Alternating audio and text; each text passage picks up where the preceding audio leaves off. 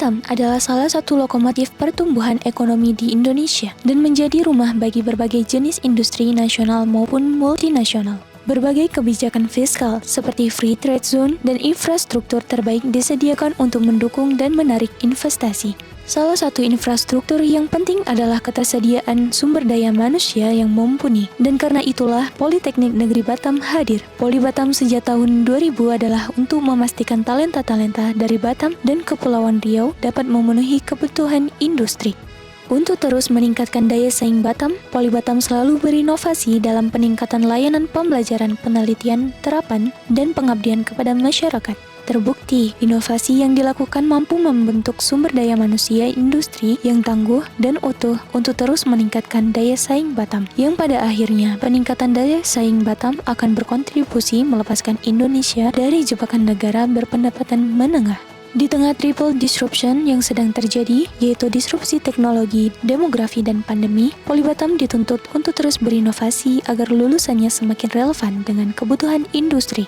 Poli Batam terus membuka diri dengan melibatkan para pemangku kepentingan agar mau terlibat dalam proses pembelajaran.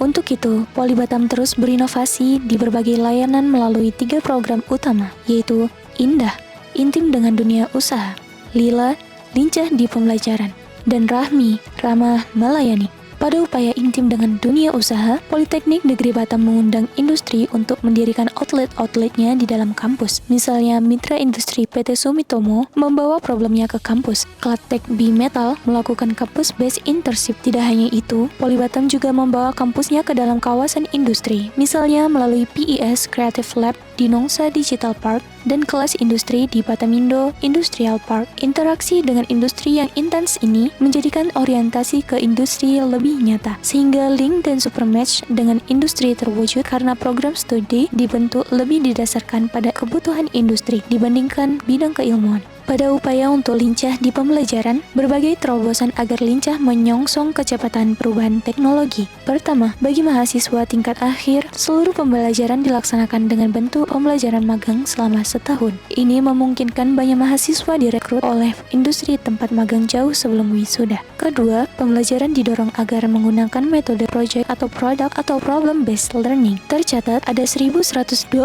proyek yang telah dibahas pada semester ganjil dan genap tahun ajaran 2023-2024 di ruang kelas yang sudah diubah menjadi workspace, lintas mata kuliah, lintas program studi, bahkan lintas jurusan. Harapannya, soft skill mahasiswa terbentuk sesuai dengan tantangan zaman. Selain itu, fleksibilitas pengakuan berbagai aktivitas pembelajaran yang dilakukan melalui rekognisi pembelajaran lampau terus digaungkan.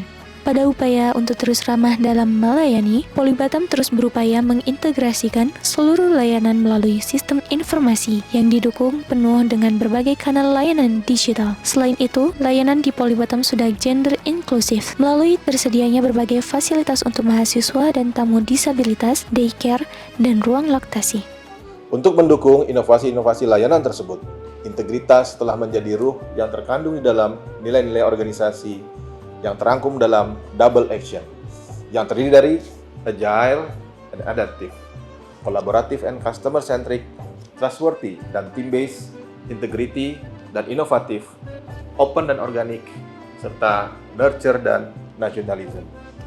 Poli Batam telah melakukan hal-hal berikut, yaitu pencanangan, pembangunan, dan proses penilaian mandiri. Dalam proses pencanangan, Poli Batam mengajak seluruh sivitas akademika untuk bergerak bersama menegakkan integritas dalam melaksanakan tugas sehingga nilai-nilai bebas korupsi, birokrasi bersih, dan melayani tidak hanya menjadi jargon, namun juga tercermin dalam perilaku sehari-hari. Dalam proses pembangunan zona integritas, Poli Batam melakukan manajemen perubahan untuk mengelola penataan tata laksana, penataan manajemen SDM, penguatan pengawasan, dan penguatan akuntabilitas kinerja, sehingga berdampak pada peningkatan kualitas pelayanan publik. Dalam melakukan penilaian mandiri, Poli Batam didampingi oleh Direktorat Jenderal Pendidikan Vokasi dan review oleh Inspektorat Jenderal Kementerian Pendidikan, Kebudayaan, Riset, dan Teknologi. Dengan semua perubahan ini, Poli Batam melayani industri, dunia usaha, mahasiswa, dan masyarakat lebih baik. Ini murni demi kemajuan bangsa.